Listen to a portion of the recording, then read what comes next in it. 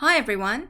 Thank you so much for joining me. My name is Michelle Quay and I'm the Teacher Success Coach here at Mangahigh, which basically means my role is to make sure that as a teaching community, you are using Mangahigh to its maximum potential, not in terms of just delivering content, but in terms of the way we communicate with our students to, get them to have more ownership over their own learning. So I wanted to focus today on talking a little bit about neuroscience. So the cognitive aspect of how Mangahigh has been designed and how it responds to the way that our students or our brain actually processes information, from taking it into our working memory all the way through to actually processing it and then developing it into long-term memory, and how we can use technology to enhance all that in the entire experience. And of course, for a teacher who is already using Mangahigh, how does Mangahigh pull this all together so that it's not just sitting in that sort of big idea basket, but with practical ideas where you can actually bring it into your classroom and implement it with your students as well. So today we'll be covering three things. Quick overview of cognitive science. How does this actually influence the way that we have developed our games on Mangahigh? And of course, bringing the ownership back to our students. So how do they develop a growth mindset workflow so they can make this whole technology work for them? Okay, so the reason why it's really important to focus on how to make technology work, because we really want to go beyond that place where technology is just an alternative medium to deliver contents. So questions that might look like worksheet style questions, but just on a screen. That's not good enough anymore. We really want our students to use technology for all its power, for the ability to engage, to connect, and then to extend our students. And of course, for teachers, to really look at technology as this opportunity to actually change the way you do things, the way you monitor your students' progress, the way you, run continuous formative assessments. So we will really want to focus on the way technology can help our students do that better. I want to show you a quick video here of Mangahigh in action. Where's the big quickly? Maggie. Yes, come on.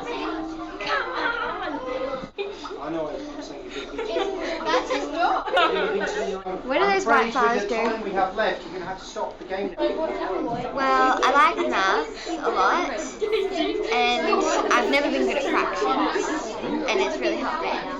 Has anyone seen any decimals? A few people. So, does anyone feel any better at ordering fractions now they've played Cloud Power? Yes! So this was a class that was run by our maths director. And what I wanted to point out for us is not just, obviously your students having fun and there's energy and positivity in our classrooms, but have a think about the things that we can't measure using our usual metrics. So usually we would, obviously test results. We look at exam scores, we look at percentage completion, we look at, have they passed and have they failed and so forth. But what we really can't measure and metrics don't show is all of this rich engagement, connection, and students' motivation when it comes to maths learning. So we have students feeling like they can feel that they are progressing, and all of that stuff that emotion is so powerful to make sure that your students actually commit to their learning. Okay? So let me move on to the next one. Let's take ourselves away from maths a little bit. I want us to have a look at this child who is solving a Rubik's Cube. So he goes from obviously an unsolved cube, it's a puzzle, and he tries to figure out how to solve it. But notice the steps. We're not putting down the cube every few seconds to try and establish what's next and what's next. Everything's automatic. Everything is, he's retrieving from existing knowledge, he's retrieving from memory, but not an active retrieval either. It's automatic. So he's solving a cube. I think the record was something like 46 seconds. And this is an 11-year-old boy who incidentally is my son, and he's now in year 9. But what I really found intriguing when I watched him in this process was how quick everything is. Okay, and the ability then for him to go ahead and teach his sister, who can then do that as well.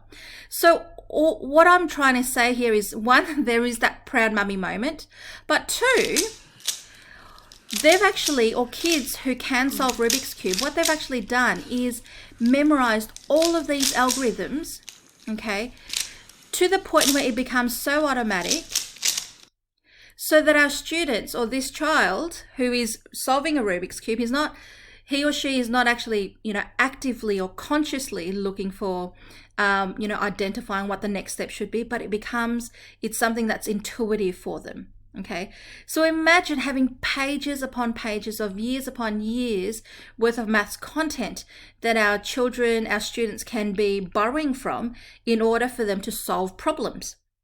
Okay, and that's exactly how our maths learning progression is organized. We all start, at the prep level with basic counting, and then addition, subtraction, and then pairs of numbers to 5s and 10s and 20s and so forth. And then eventually we get to a point where we can apply it in solving measurement problems, and then eventually into algebra and even into calculus. All of these are varying levels of content or algorithms that your students need to memorize in order for them to be able to solve problems one step to another. So I want to share with you this video here by Professor Hattie, which talks a little bit about where he feels problem-based learning should fit into the whole getting kids to play video games and play snooker will very much engage them in the learning of those things.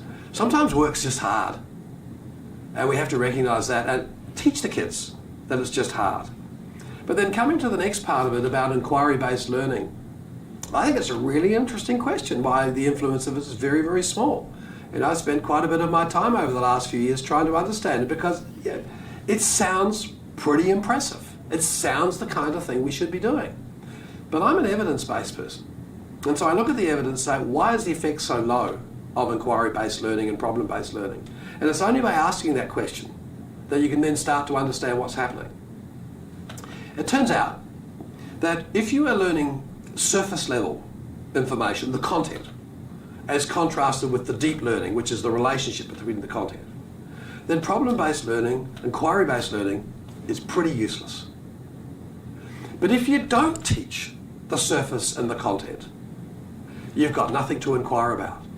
So the major reason I would argue that inquiry-based learning is wrong is it's introduced too early. It's introduced before the students have the ideas. It's introduced when some of the kids have sufficient content, they can go into the whole notion of inquiry and problem-based, but other kids are left behind. And so one of the arts is to know when to introduce inquiry-based and problem-based. And there is a when time. If you're trying to get the kids to build up sufficient knowledge and understanding and vocabulary, that's the wrong time. Once they have it, it is the right time. So yes, it can work. And the reason it comes out very low on the chart is because most teachers introduce it far too early. So let's talk about the brain and understand how our brain actually learns, processes information, and store it into long-term memory, and then how we retrieve it later on. And in the context of maths learning, we'll look at how this means we should think about the content that we give our students, or the tasks that we give them, in order to make sure that they are actually learning in a systematic way. So it turns out that our brain, or our psychologist actually describes our brain as having two systems of thinking. And rather than reading out every one of these dot points, I want you to reflect on it yourself. System 1 thinking it's been coined as the fast thinking system, which is that intuitive, effortless, really automatic part of our thinking. So to us, as adults, we kind of think, all right, well, things like driving a car, for example, that's a very automatic process, or getting from point A to B, or even for those of us who are very experienced teachers, teaching the content year after year.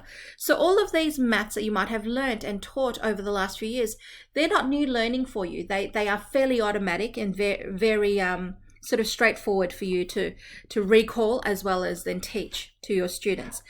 Then you've got this system 2 thinking, which is that slow, effortful, computational, deliberative thinking that we experience.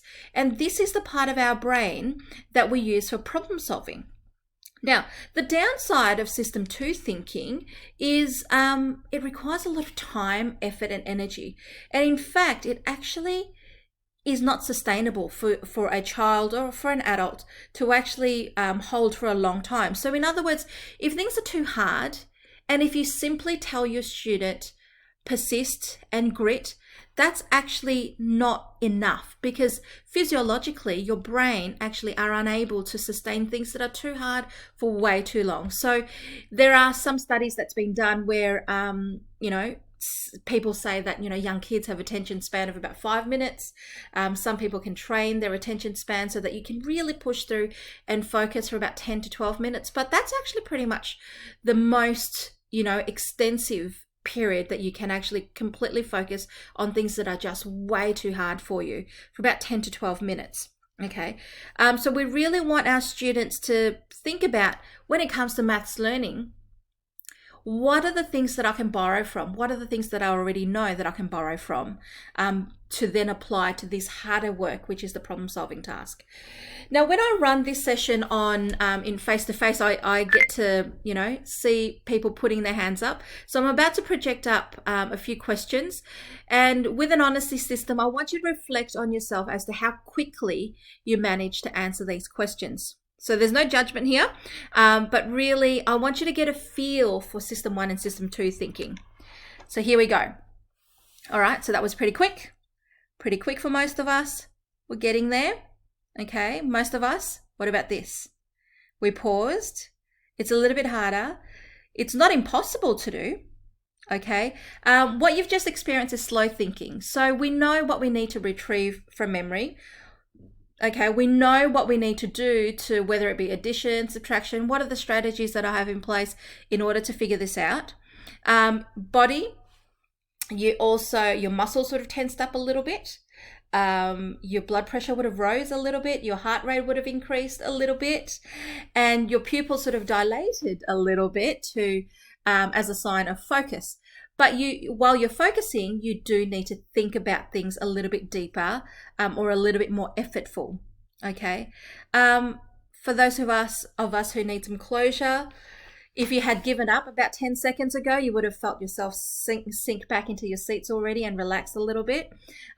Your pupils sort of contracted to a normal size now that you've got the answer, or when you gave up a few minutes ago or a few seconds ago.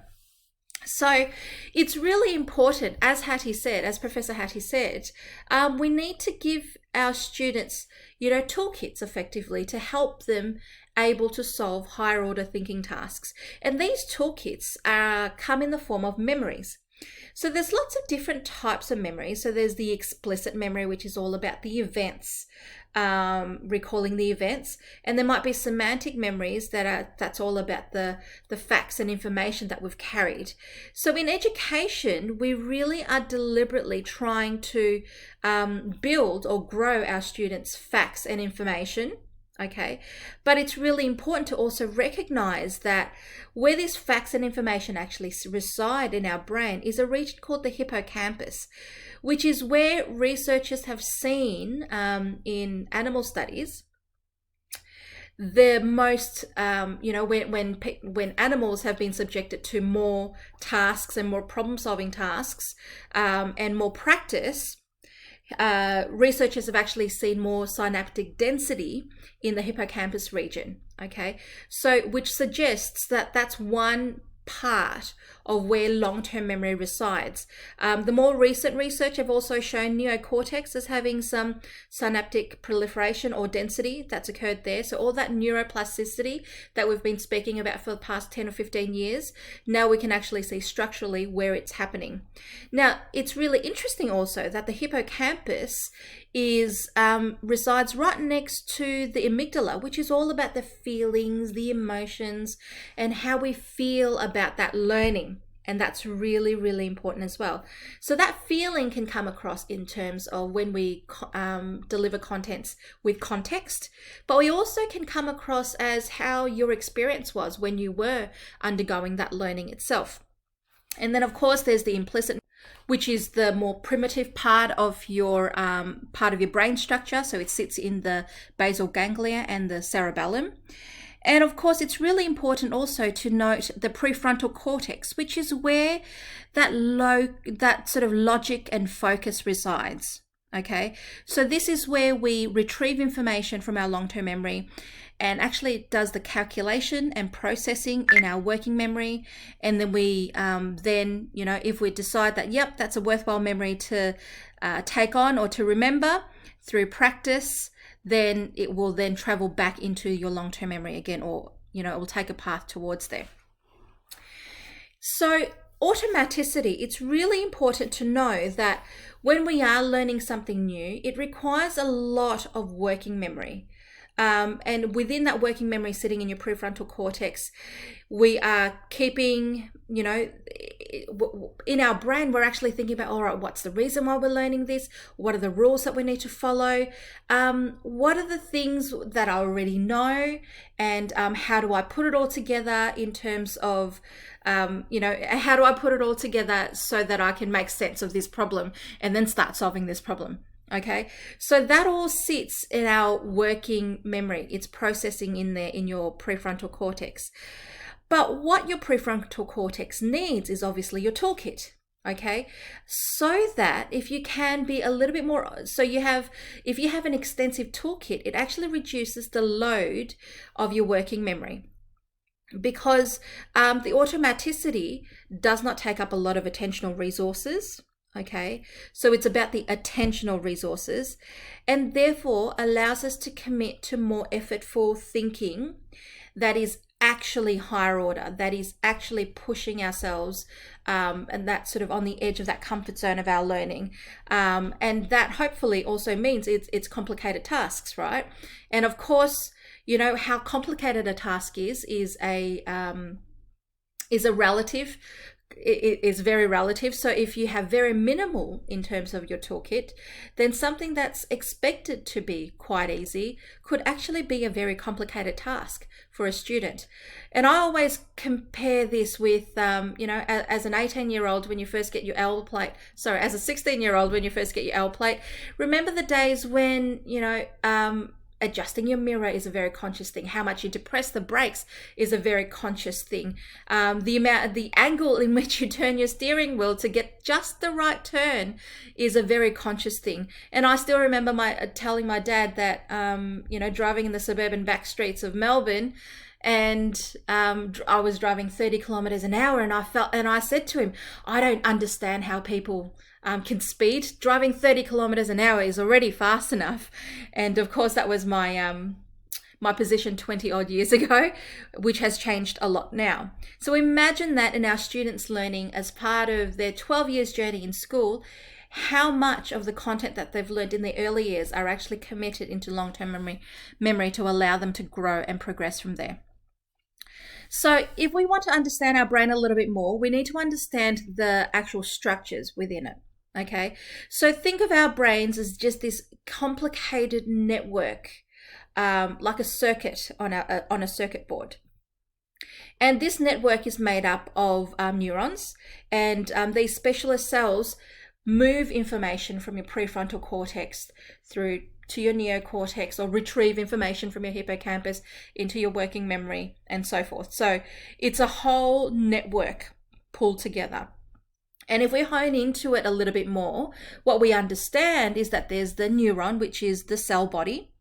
Okay, this cell body has branches or arms like this that's projecting out of it, and they're called the dendrites. This is where information comes into your body. So it takes in information into your cell body that processes it, and then it gets passed along this axon, which then attaches to the next cell, and it continues and propagates. Okay, so a decision at some point needs to be made. How much energy travels down this way to then say there's enough energy for us to, propagate it further and further and further. And the more energy comes down, the more chance there is in propagating this. So when I say energy, we need to really look at neurotransmitters, because it's the neurotransmitters that actually gets exchanged in this connection, the synaptic terminals. Okay, so there are a few different types of neurotransmitters in our body. Dopamine and glutamate are the two that I really want to focus on today. We all hear about dopamine being that sort of exciting, reward-based neurotransmitter because it creates the sense of pleasure. Okay, and then there's glutamate, which is associated with energy regulation or memory formation. How does it do that? Well, it turns out that at the end of these nerve cells, okay, it's the glutamate that gets passed on to your, the glutamate neurotransmitters actually pops out, buds out of the end of your cells, and then actually travels across the synaptic terminal, and then it will then get captured into the next cell. Okay, whether or not this process is successful and how much or what's the percentage of transfer of glutamate into the next receptor cell is actually modulated or regulated by dopamine. So if there are dopamine coming in from the adjacent cells, okay, the dopamine neurotransmitters, it actually goes into your presynaptic cells, and then it then says, okay, well, that's exciting, that's interesting, and it opens up the glutamate receptors. Okay, so when the glutamate receptors opens up or is polarized, then the glutamate will come through, goes into your postsynaptic cell, and that whole process happens again. So how much energy there is, how much excitement there is, really affects how much glutamate passes through, and therefore how much energy then passes through into the next cell and propagates it. Okay, so if you look up the term or write down the term long-term potentiation, there's a lot of videos on YouTube that actually explains how long-term potentiation works. But basically, it's your very basic mechanism for memory formation. So it describes this situation where there is a persistent, okay, strengthening of the synapses. And it's based on repetition. So that repetition, hence the persistent part, really helps with synaptic proliferation or your neuroplasticity, basically. So there's, in order to create a more dense brain structure or a more dense region, well, if we look at hippocampus, for example, specifically, for a more, where there is more density in the hippocampus, we actually have, in order to get there, we need to long-term potentiate, basically. Now, the input for long-term potentiation is associativity. So in other words, if it understands the content that it has, it looks like it's interesting, it then moves on to the next. It actually decides to pass it on to the next cell and then the next cell and propagates further. It's also associative. So again, we're not taking the cells from one, opposite end of the brain and actually passing and activating it from there. Basically, it only activates, there's enough energy to activate brain cells or neurons that are sort of adjacent to each other. So it's really important to understand that there is a relationship between, what your students have learned previously to what your students are about to learn. There is that close relationship, and is that basic mechanism for neuroplasticity or memory formation. So what effectively we're saying, as I mentioned, is, it's really important that your students build this amazing toolkit that they can borrow from, retrieve memory from, in order for them to grow or step up that memory that they already have. As we all saw earlier with the example of 17 times 24, there's a lot of different strategies you can borrow from your toolkit. Do I round 17 up to 20 and then go 20 times 24 and then multiply 24 by 3 and take it away from there? Is that the smartest way of doing things? Or are we just doing times tables using, 17 times 24 and then actually multiplying the 4 by 7 and carry over and so forth and so on. Lots of different strategies you can use. Also going into short answer questions, problem solving types questions, and of course something a little bit more senior as well. Okay, but what's really important, the overall theme here is it's really important for us as teachers to actually go back to not the basics, but place an emphasis on how are we getting our students to develop automation, so that automation really basically helps them grow their toolkit to allow them to do more higher order thinking, problem solving tasks. Okay, we have created a society that honors the servant and has forgotten the gift. So let's go back to focusing on the important things, the toolkit, the intuition. So how can technology help with that? So we have games, okay, on Mangahigh. And the idea behind these games is that it pushes your students towards, the edge of their comfort zone, but it also allows students to feel satisfied or there's micro goals effectively. So we answer a question, you answer it correctly, you get to smash that piñata. You answer the next one correctly and you get to smash the next piñata, and you see all these micro goals. These are your moments, the dopamine spike moments, if you wish. And it's those moments with that dopamine spike that allows your brain to say, okay, well, that was really interesting. Let's move on to the next question, and let's move on to the next question. And in fact, it's not unusual for your students to be practicing 10 or more questions in a basic game, compared to perhaps even in a game like I've just shown you, where students are actually answering hundreds of questions in a period of about 8 to 10 minutes of gameplay. Okay, so it's really important for you as teachers to feel comfortable with the games as not just being that Friday afternoon, hey, I'm gonna, give them something different to do. Okay, but it's also, while you're giving them a game activity to complete, you are confident that that game activity is exactly the same maths content that they need to learn. Okay, so instead of taking contents that would otherwise look like this, so instead of just doing contents that would otherwise look like this in a worksheet, so in this case ordering with fractions, decimals and percentages, so what we've done is turn it into a game. Okay, so here's a game called Flower Power, which is the game that the students were playing at the beginning in that video that I showed you at the start of this presentation, where students will need to order numbers from the largest number up the top and then the smallest number down the bottom. So in this particular case, it's whole numbers and fractions, and we're doing it ordering a vertical number line. Okay, so notice how questions get harder along the way also. And in fact, when you get to the harder questions, your students will start seeing fractions, decimals, and percentages all in the one stem that they need to organize. And we've done a test with this particular game for students who are really proficient at this. If you give them 10 minutes, they're actually processing about 300 questions in 10 minutes. So imagine the long-term potentiation and the dopamine spikes and the memory formation and the experiences they are going through. And the other thing about games also is, if you get an answer wrong, you can see straight away what you've done wrong and therefore what you need to do to fix it, right? So it's really important that we don't look at games as just that fun moment. Rather, we're looking at games as an opportunity to practice and practice and practice. And like I said earlier, it is a safe place to make mistakes. If you make a mistake, you'll be shown what the correct answer is. So guess what? That 10 times 6 equals 60 now sits in your working memory. And the next time 10 times 6 comes up, it's not really far for us to tap into to try and get the right answer, because it's still sitting in your working memory. So it's also really important to think about really putting mistake recognition part of, or bringing that into as part of your learning experience, if you wish, if that's probably if that makes sense. So closing that loop between mistake recognition and then turning that mistake into an opportunity for creating success.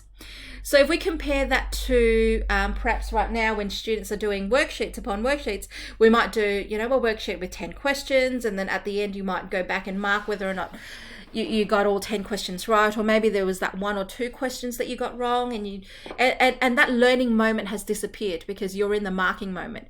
Whereas here you are recognizing mistakes and applying that mistake to help you create success as part of the learning moment, if you wish. Okay, so because games are adaptive, it's also really important to see games as that opportunity to push your students. So rather than being complacent and they're just doing the same level of game over and over again, we really want to encourage our students to struggle productively, but only when they're ready. Okay, so you could assign this game to your entire class, but some students might be ready in the first 2 or 3 minutes, but some students might take at least, 10 or 15 minutes to get through it, but it's okay. The game has the AI inbuilt into it, so it knows how to personalize the learning and how to push your students when they're ready. And guess what? What's the reward for success in a game? It's a harder level. So you're doing harder maths in a harder level. And yet our students actually just want to pass so that they can move on to the next level. So imagine that. Imagine your students actually asking for, hey, miss or sir, I'm ready for the next one. Can you give me something harder? I'm sure you might have some of your students in your class already asking that for that, but I dare say most of them don't ask for harder tasks. Okay.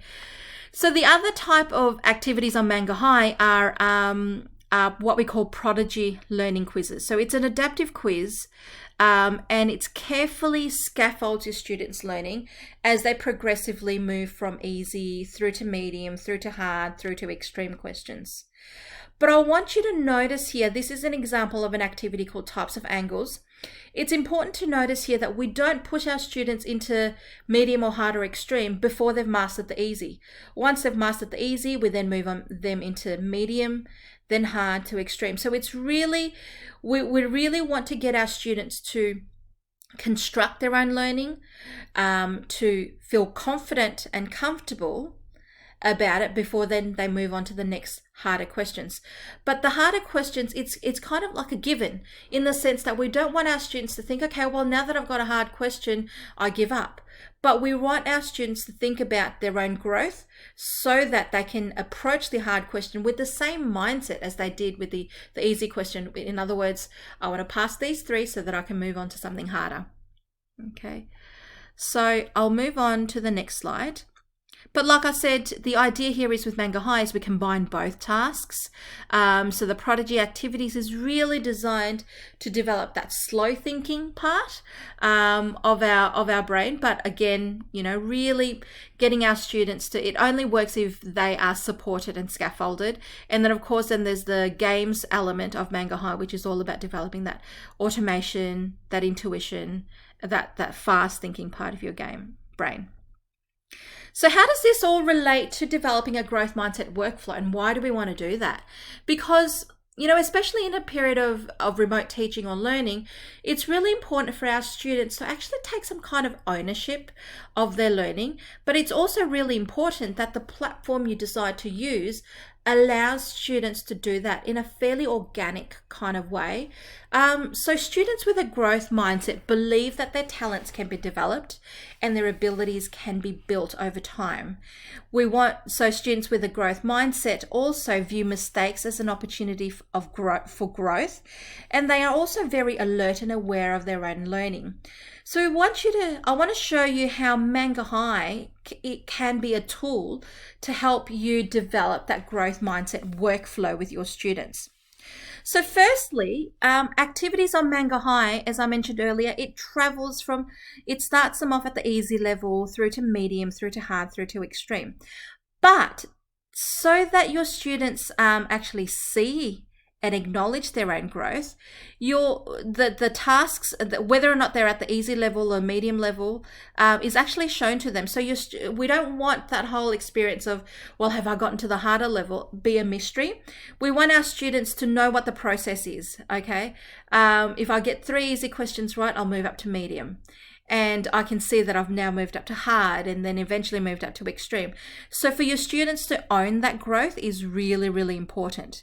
And like I said, answer 3 hard questions right to move up to extreme, or 3 easy questions right to move up to hard to medium, and so forth. So let me go back again: easy, medium, hard, and extreme. And you need to answer 3 easy questions correct to move up to medium, and then again 3 questions correct again to move up to the next level. So understanding that process makes it more approachable for your students, and that is important for them as well. And it's also important, like I mentioned earlier, using mistakes as part of your learning moment, not part of your reflection moment, okay? It's really important that your students are really using mistakes to help them grow, so that mistakes is not just what you can't do, but rather, what do I do about it? And in Mangahigh, there is an opportunity for your students to click on the red boxes when they're doing prodigy activities.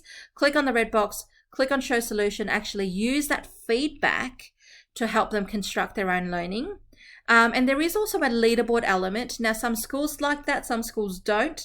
So it's completely up to you. We can customize that experience for you.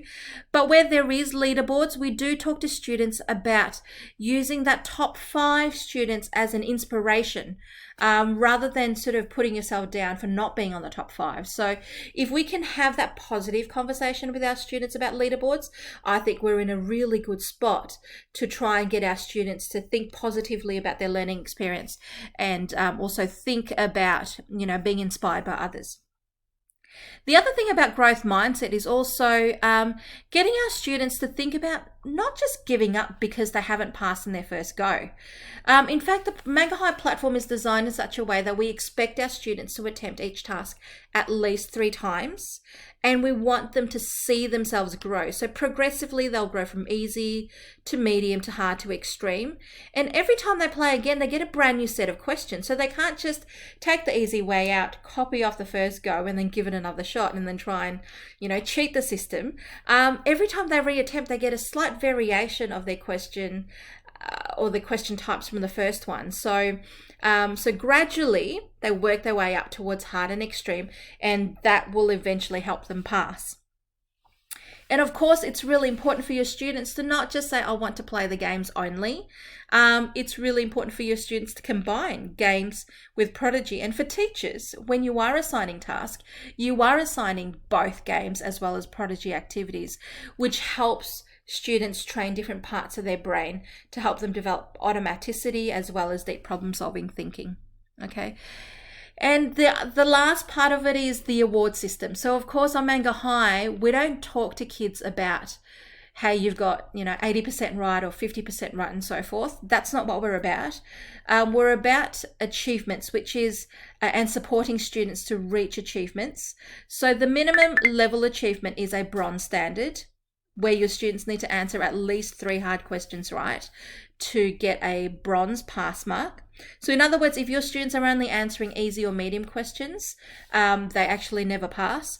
So students will need to be able to be confident and competent in the hard level questions in order to pass and get a bronze medal.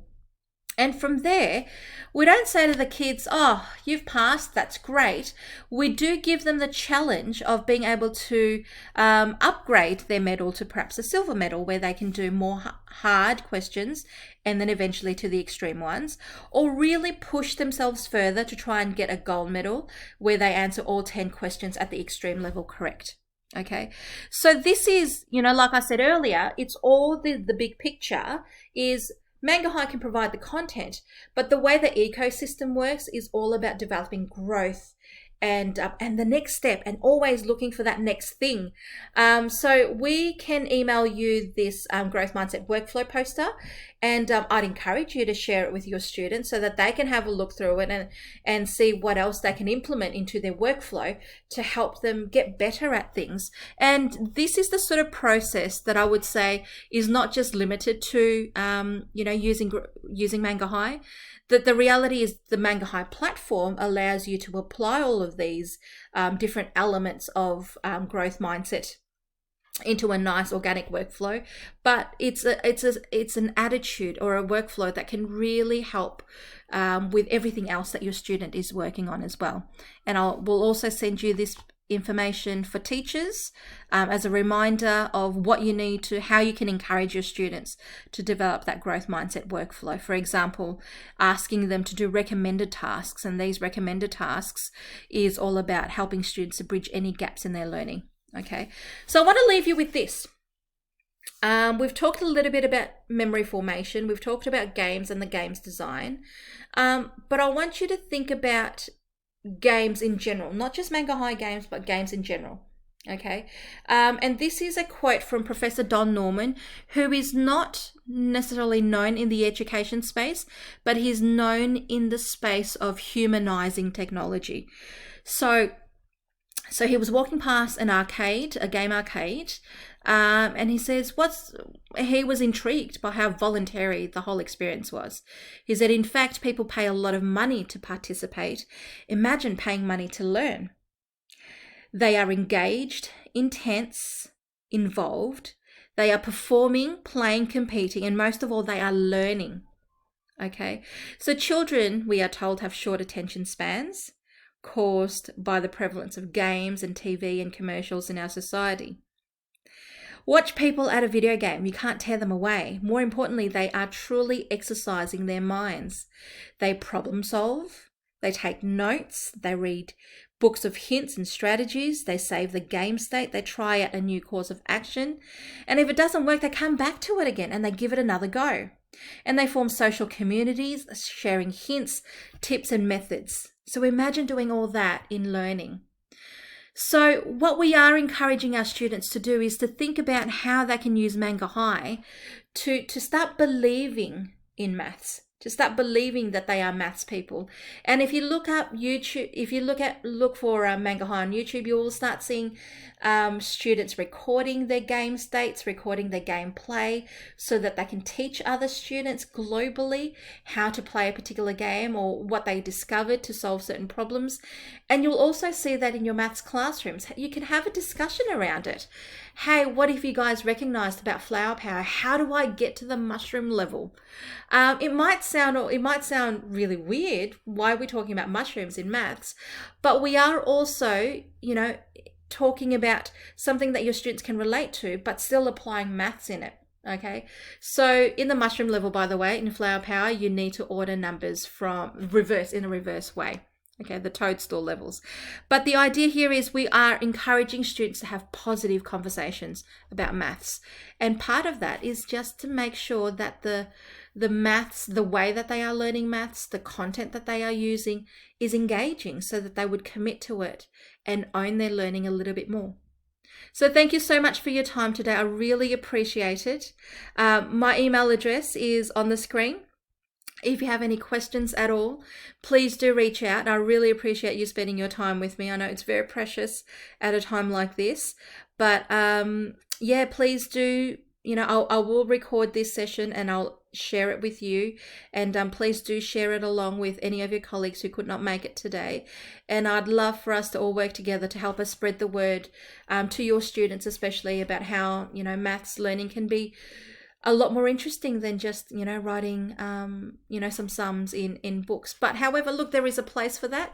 And, but I think it's really important for us to look at, especially using games to help our students develop that toolkit, so that we have a better chance at getting our kids to do harder problem solving work, including writing them down in our book and then, and solving those. All right. Thank you so much for your time. I really appreciate it. And I look forward to hearing from you soon. Bye.